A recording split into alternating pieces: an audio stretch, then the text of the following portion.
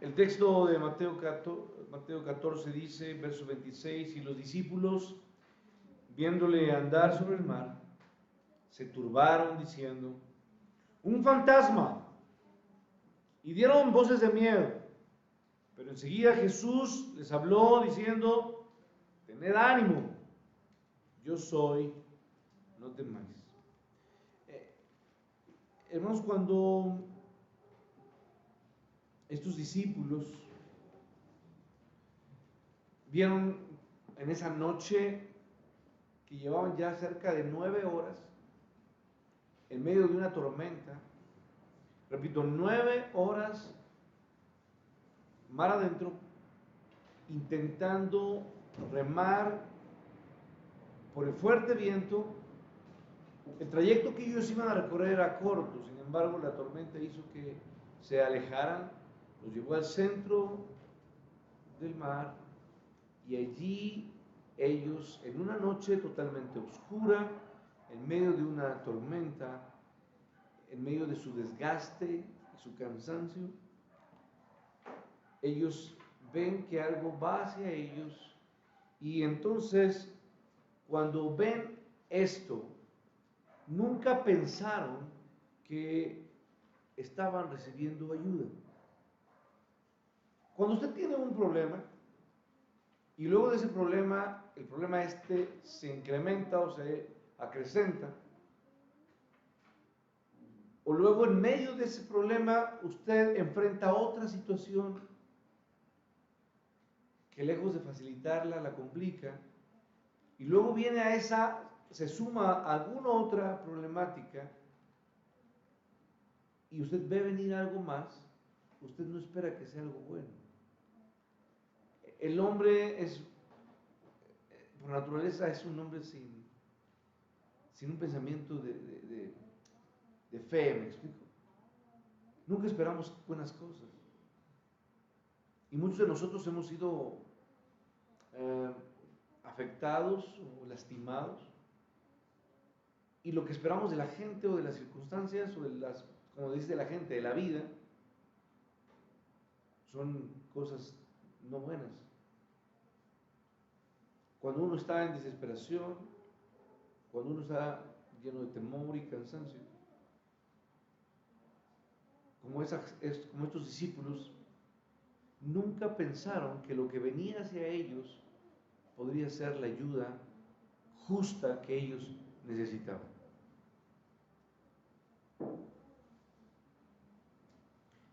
Hay muchos intérpretes,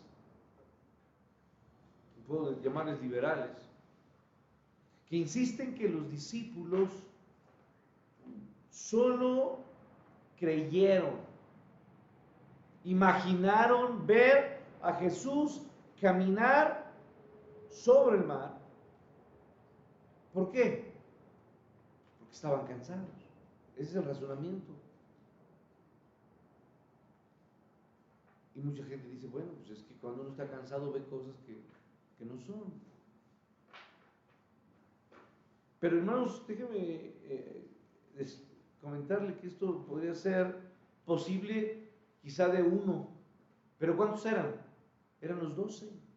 Yo le había dicho que este pasaje, lo primero que le dije fue que este pasaje es el primer pasaje donde los 12, ya había existido algún momento donde había alguno de los discípulos confesado o reconocido que Jesús era el Señor.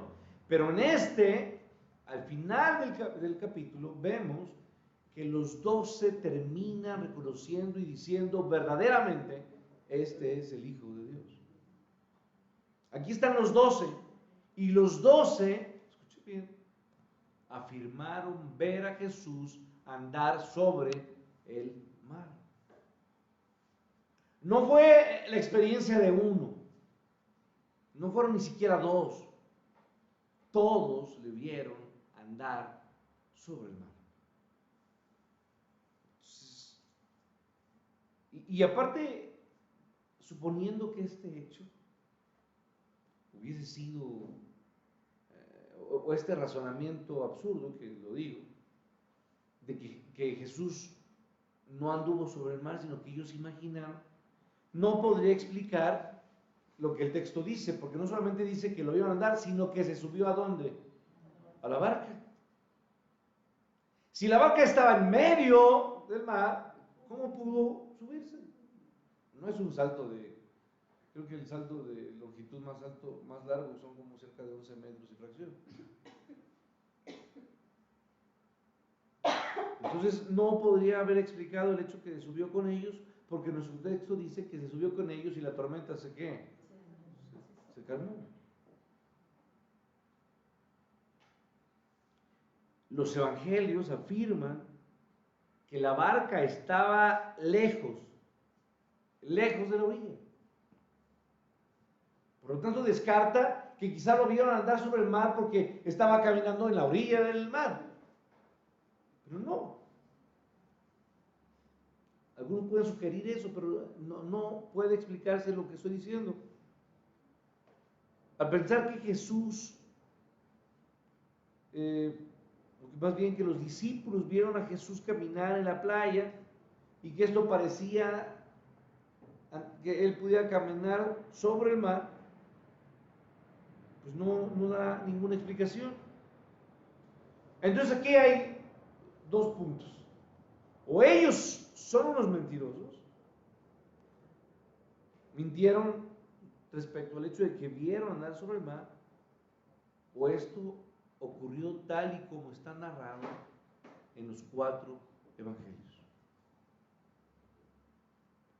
Ahora, usted debe recordar, fue debido a la oscuridad.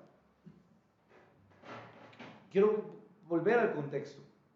Una noche oscura,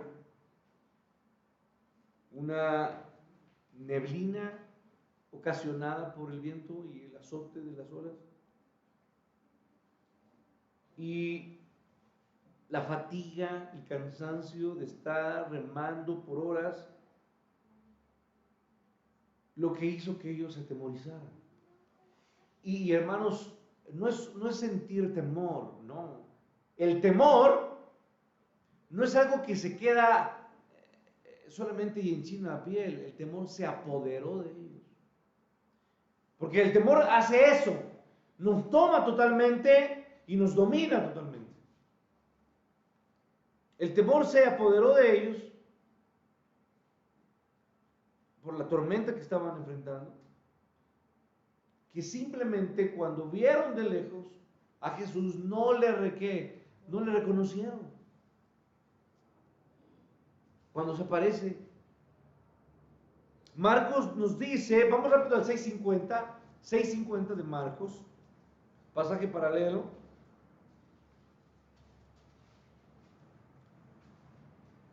Subrayo este texto que estoy diciendo de Marcos 6:50.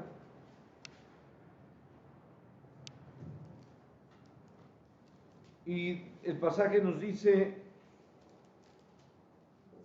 porque todos le veían, todos le veían. Sin embargo, ninguno sospechó que el que venía era ¿quién? Jesús.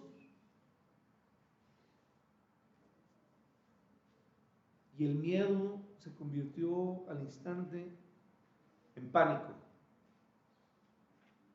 al ver que la forma de ellos, o más bien la forma que ellos creyeron, cuando vieron a Jesús, no le llamaron Jesús, sino ¿cómo le llamaron? No, ¿cómo le llamaron? Fantasma. Esto es pánico, hermano. Cuando la gente no solamente tiene miedo, sino está llena de pánico, la gente hace cosas totalmente irracionales. Hay gente que pasa encima de otra o golpea a otra gente porque está llena de ¿qué, hermanos? De temor. Usted y yo lo vivimos cuando enfrentamos los sismos. Tuve compañeros, hombres, que inclusive mordieron a mujeres porque estaban asustados. Y en las escaleras aventaron a personas, ¿me explico? por tratar de ellos de correr. No importa, el miedo nos hace ver, hacer y en este caso decir, porque ellos vieron y dijeron, ¿un qué? Un fantasma. Cuando todos le veían y era Jesús el que venía hacia ellos.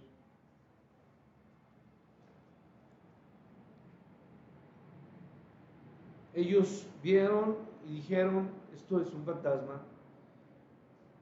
Y lo que vieron es que lejos de ver la ayuda de Dios, que era Dios mismo, lo que vieron fue un problema en lugar de lo que venía a ellos, que era una bendición. Y muchas veces nos pasa a nosotros igual. Dios manda a nosotros situaciones, personas, cosas que pensamos que han sido para atormentarnos más, para hacernos sufrir más, para causar mayor dolor a nuestra vida, cuando no entendemos que esto que ha venido a nosotros es Dios mismo acercándose a nosotros. ¿Entiende lo que estoy diciendo?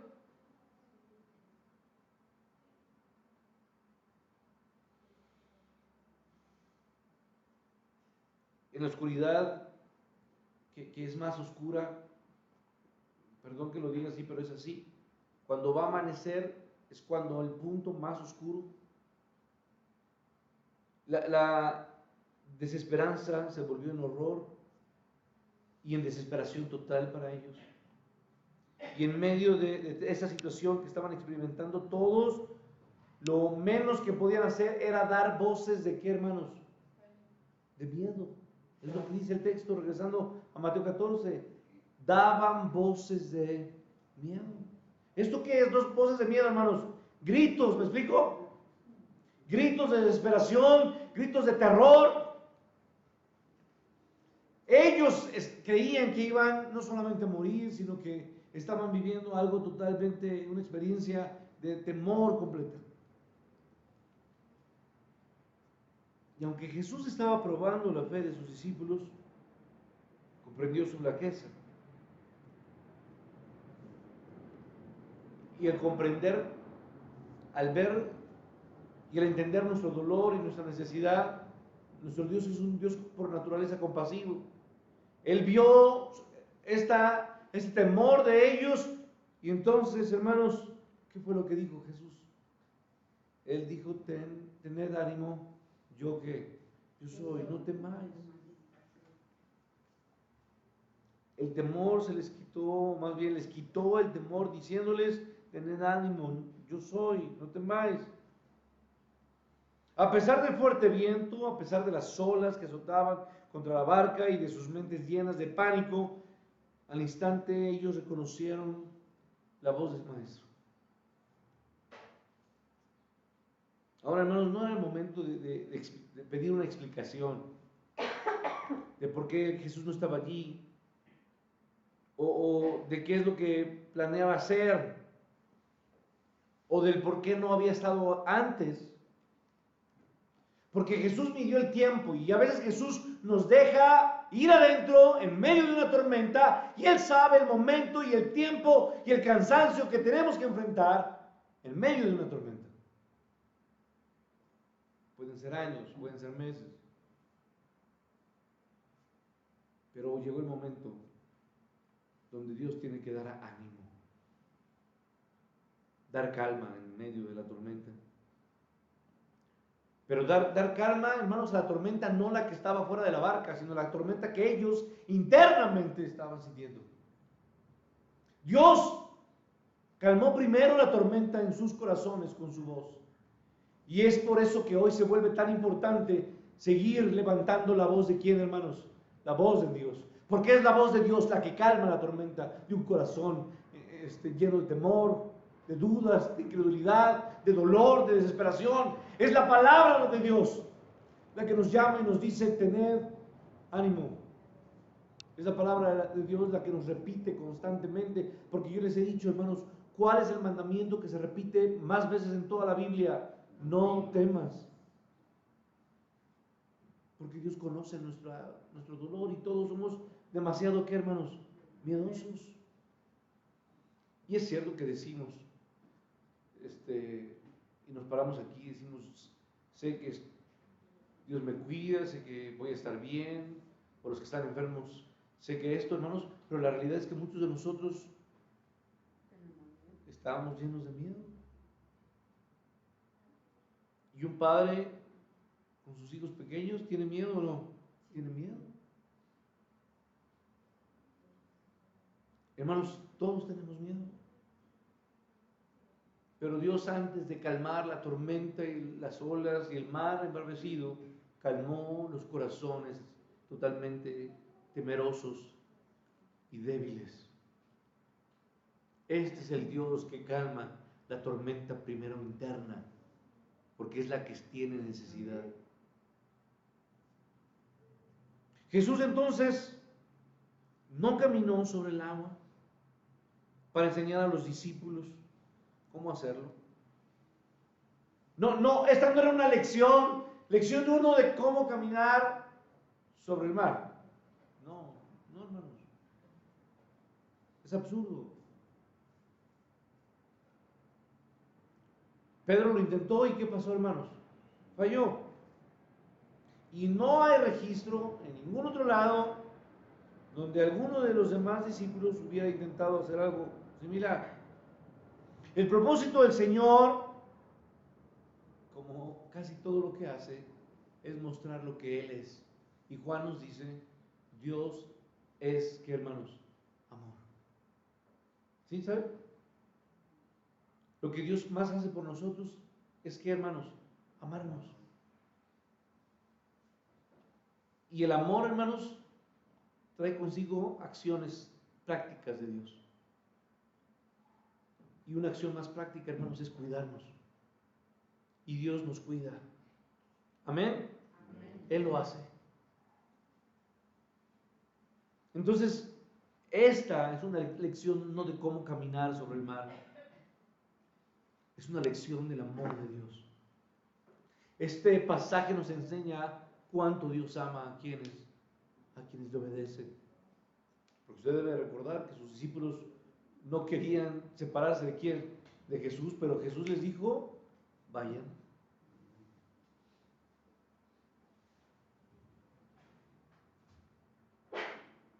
Entonces, este pasaje nos muestra el propósito del Señor, que es su amorosa disposición a hacer, escuche bien, a hacer todo.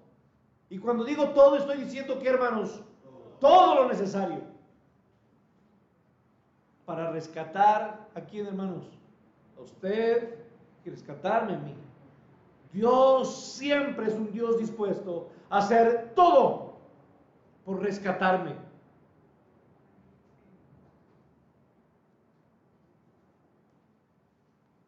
Yo puedo decir, no debió caminar sobre el agua para salvarlos. Pero lo que tenga que ser necesario, Dios lo que, hermanos, Dios lo hará. Aunque sea imposible, lo hará.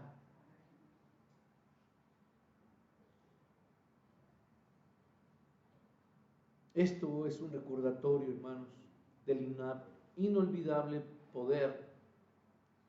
poder y acción de la protección divina. Esto no sucedió, hermanos, para enseñarnos, repito, a caminar sobre el agua, sino para enseñarnos que Dios puede actuar y siempre actúa a favor de los suyos. Nunca nos encontramos en un lugar en el que Jesús no pueda, ¿qué, hermanos? Hallarnos, salvarnos o rescatarnos. No hay lugar, no hay circunstancia, no hay dolor, no hay enfermedad, no hay soledad a la que Dios no pueda llegar. No hay situación desfavorable o tan desfavorable o terrible en la que Dios no pueda abrazar y llegar y hacer lo que Él hace. Él es un Dios salvador.